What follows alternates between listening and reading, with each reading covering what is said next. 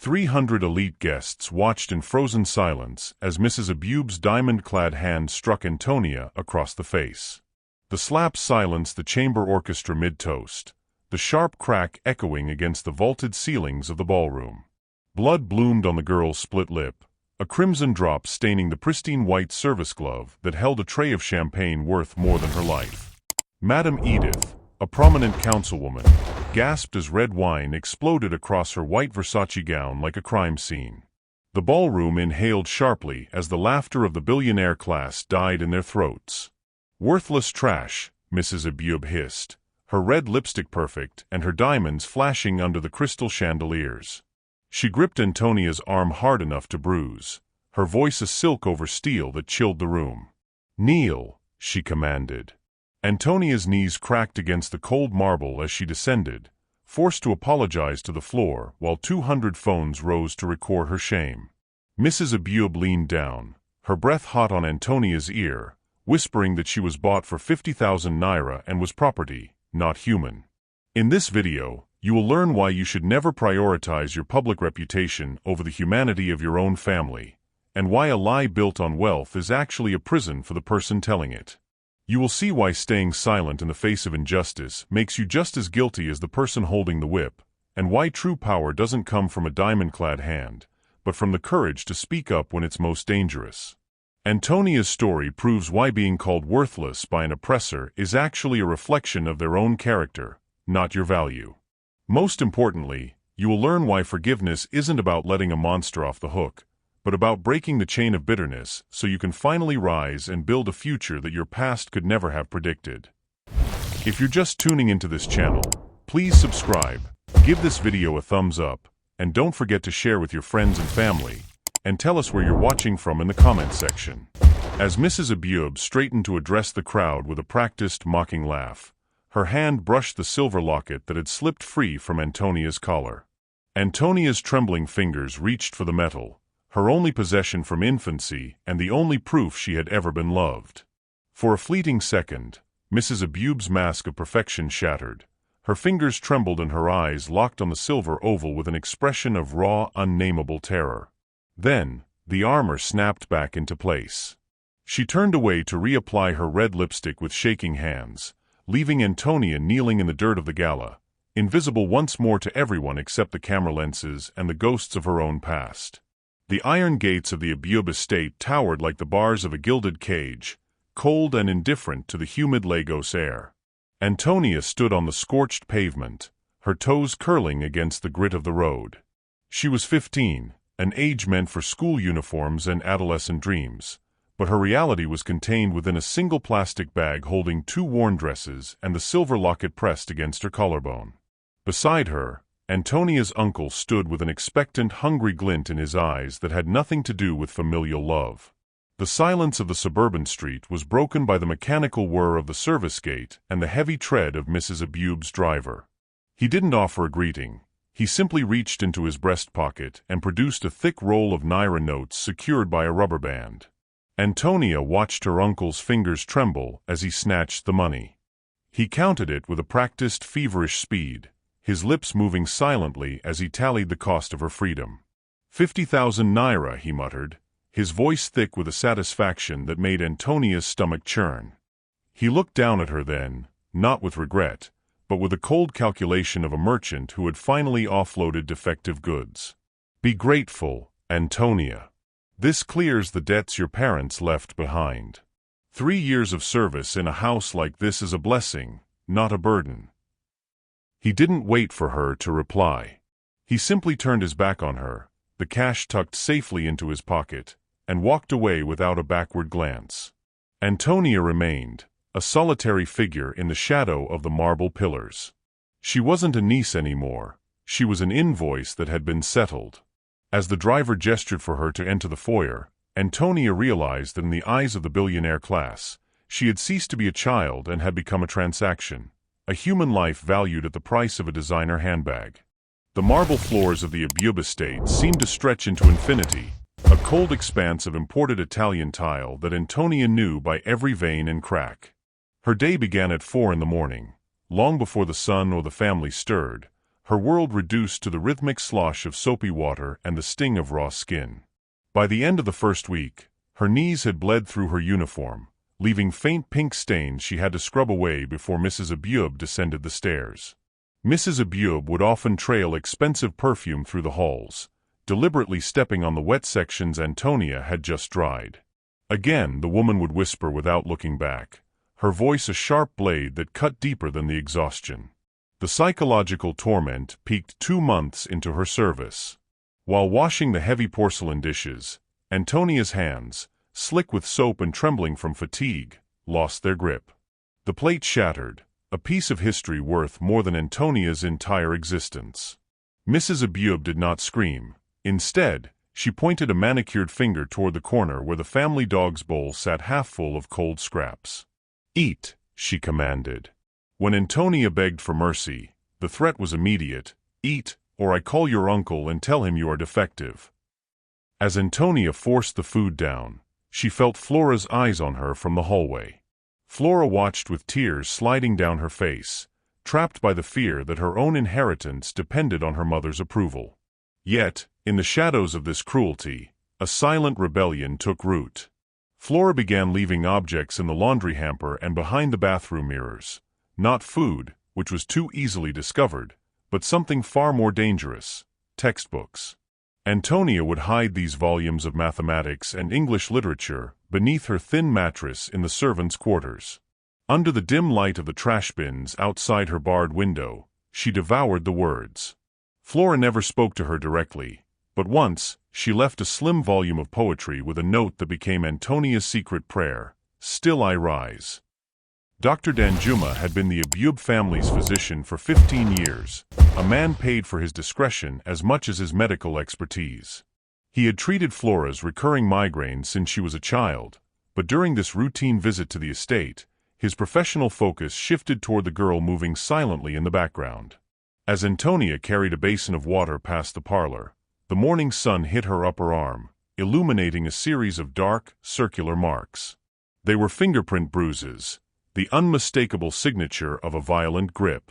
"Mrs. Abube," Dr. Danjuma said carefully, folding his stethoscope while keeping his gaze on the maid. "Antonia looks quite pale. Those marks on her arm, has she had a fall recently?" Mrs. Abube's smile remained razor-thin, her red lipstick unmoved. "The girl is clumsy," she replied with an airy wave of her hand. "She falls constantly despite my warnings." A man of 30 years in medicine knows the difference between an accidental tumble and the aftermath of an assault. He nodded politely, but the resignation in Antonia's eyes haunted him as he drove away from the tall gates. He had sworn an oath to do no harm, and he realized that his silence was becoming a form of injury. That night, fueled by a nagging instinct, he opened his laptop to dig into the private medical files he had managed for decades. He found a notation from April 2006 regarding Mrs. Abube, a delivery at Lagos General Hospital. The record cited a female infant registered as stillborn. However, Dr. Danjuma recalled he had been on sabbatical that year.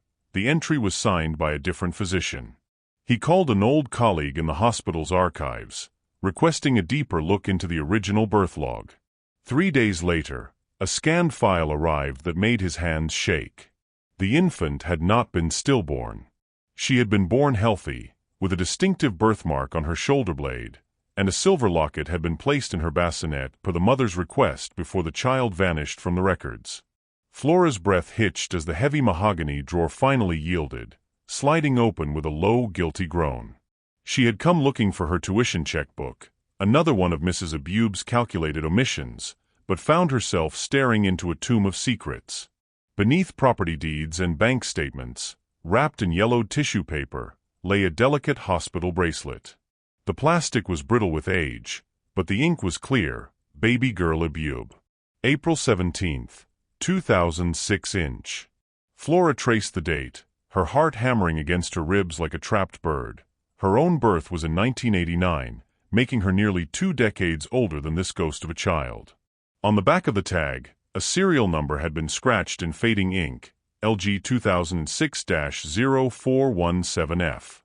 Her vision tunneled as she fumbled for her phone to capture the evidence before locking the drawer and retreating to the servants' quarters. The air there was thick with the scent of cheap laundry soap and exhaustion. She found Antonia mechanically folding linen, her face a mask of weary resignation. "Antonia, let me see it."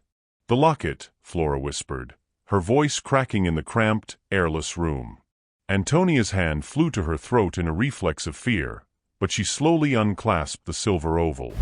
Flora opened the locket, squinting at the faded photograph inside, then turned it over to the engraving on the back, 2006-0417. The numbers matched the bracelet perfectly, a cold mathematical bridge between a billionaire's office and a maid's mattress. "My mother's drawer," Flora breathed, showing Antonia the photo of the bracelet.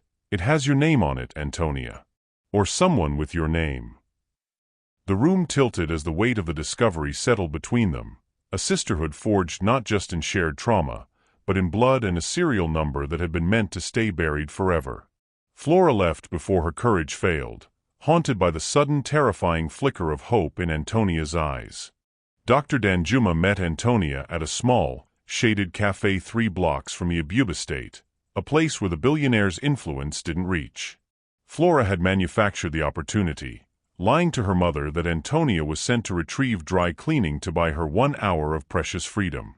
Antonia sat with her back to the wall, her hands white-knuckled as she clutched a cup of tea she was too terrified to drink. When the doctor slid into the seat across from her, the weight of the manila envelope in his hand told her everything before he spoke a word. "Antonia, I need you to stay calm," he began, his voice barely a whisper against the hum of the cafe. He slid a single sheet of paper across the table. It was a DNA profile comparing Antonia's hair sample against a blood panel he had on file for Mrs. Abube. Antonia's eyes blurred as they landed on the number, 99.7%. The maternal match was undeniable. "You are her biological daughter," Dr. Danjuma said, his voice thick with a mix of pity and professional horror. He explained the records he had unearthed from Lagos General in April 2006. Antonia had been born healthy but was registered as stillborn on the orders of the family to hide an affair with a poor musician. A corrupt nurse named Mercy Ifeong had sold her to traffickers for 60,000 naira. The realization hit Antonia like a physical blow. Mrs. Abube hadn't just been a cruel mistress. She was the woman who had given her life and then spent 3 years systematically destroying her humanity. "She knew," Antonia whispered, her voice cracking as she thought of the dog bowl and the locked rooms. "She saw my locket, and she still bought me as a slave." Antonia folded the paper with trembling hands, the 99.7% match rewriting her entire existence. She wasn't worthless trash. She was a daughter whose own mother had chosen a billionaire's reputation over a child's soul. The Abube estate was transformed into a palace of lies for Flora's engagement to Onus, though the marriage itself was a ghost, cancelled weeks ago by a daughter who finally found her spine. White silk draped from the ceiling like clouds, and orchids imported from Thailand filled crystal vases while a string quartet played Vivaldi. Moving through the 300 guests was Antonia, invisible in her staff uniform with the word staff embroidered across her back, a branding of ownership designed by Mrs. Abube herself. She carried trays of champagne through a crowd of politicians and influencers who took glasses without ever looking at her face. Mrs. Abube moved through the ballroom in emerald green, her red lipstick polished to a blinding armor as she accepted compliments on a family legacy built on shadows. When she stood before the Charity Foundation banner to announce a new initiative for every child's dignity, the irony tasted like ash in Antonia's mouth. The applause was cut short not by a guest, but by Dr. Danjuma, who stepped forward with a leather portfolio that held the power to detonate 18 years of silence. 18 years ago, a baby girl was born at Lagos General. Dr. Danjuma's voice sliced through the room. She was registered as stillborn, but she was stolen and sold. As he spoke, the lab results for Antonia and Mrs. Abube were projected onto the wall screen in letters 8 feet tall, 99.7% maternal match. The crowd inhaled sharply as phones turned toward the glowing evidence. Antonia set down her tray and walked to the center of the room, her voice cold and steady. My mother bought her own daughter as a slave for 50,000 naira, she declared, the words hanging in the air like a sentence. As Flora descended the stairs to confirm the cruelty she had witnessed, Mrs. Abube sank to the floor, her red lipstick finally smeared and her reputation destroyed in real time before millions of viewers. The silence following Antonia's declaration was heavier than the silk drapes hanging from the ceiling, broken only by the frantic tapping of guests' fingers as they live-streamed the downfall of a titan. Mrs. Abube remained on the marble floor, her emerald dress crumpled like a discarded leaf, as the 99.7% maternal match glowed behind her like a neon confession. She reached out with trembling hands, her red lipstick, once her invincible armor, smeared across her face in a jagged ruin. "Antonia, please," she sobbed, the performative grace of a billionaire replaced by the raw, ugly gasps of a woman whose secrets had finally outrun her.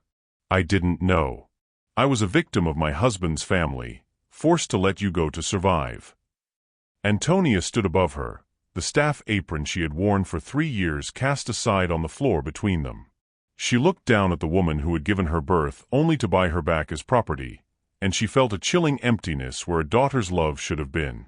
"You chose your reputation over my life 18 years ago, and you chose cruelty over my humanity for the last 3, Antonia said, her voice cutting through her mother's tears like a blade.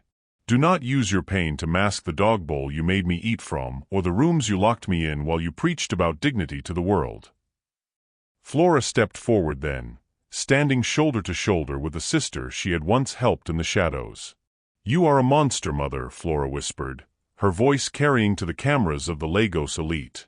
"You recognized that locket the moment she walked into this house, but you chose to punish her for existing because she was a reminder of a failure you couldn't own." Mrs. Abube reached for Antonia's hem, begging for a forgiveness that would serve as her social redemption, but Antonia stepped back into the light of her own freedom. Accountability would not be bypassed by a mother's convenient tears. The law that Mrs. Abube had ignored for so long was finally at the gate. 2 years after the shadows of the Abube estate were dragged into the light, Antonia stood at a university podium wearing a graduation gown that felt heavier and more significant than any silk uniform she had ever been forced to wear. The silver locket still hung around her neck, but it was no longer a symbol of a mystery. It was a badge of a choice she had made to define herself. She had earned her bachelor's degree in social work, a journey sponsored by Dr. Danjuma, who sat in the front row beaming with the pride of a man who had chosen truth over silence. Antonia was no longer a ghost in the corners of a ballroom. She was the founder of the Antonia Foundation, a name she reclaimed to represent her own rising. Beside her stood Mrs. Ebera from the Child Protection Services, who had become her mentor in the fierce battle to ensure no other child was priced at 50,000 naira. Together, they worked tirelessly to dismantle the very trafficking rings that had once held Antonia captive, ensuring that laws like the 2003 Child Rights Act were treated as mandates rather than suggestions. Their operations had already rescued dozens of children from domestic servitude, providing them with the safety Antonia had once only found in whisper prayers. Most importantly, the cycle of fear had been broken for her sister, Lily. Using the inheritance transferred from Mrs. Abube's estate, Antonia had secured a future for Lily where books were not hidden rebellions, but birthrights. While Mrs. Abube lived out a quiet penance in a small flat, Antonia walked into the warm Lagos night with Flora by her side. She looked at the cameras recording her graduation speech and knew her story had reached millions. She wasn't just a survivor, she was the architect of a new ending.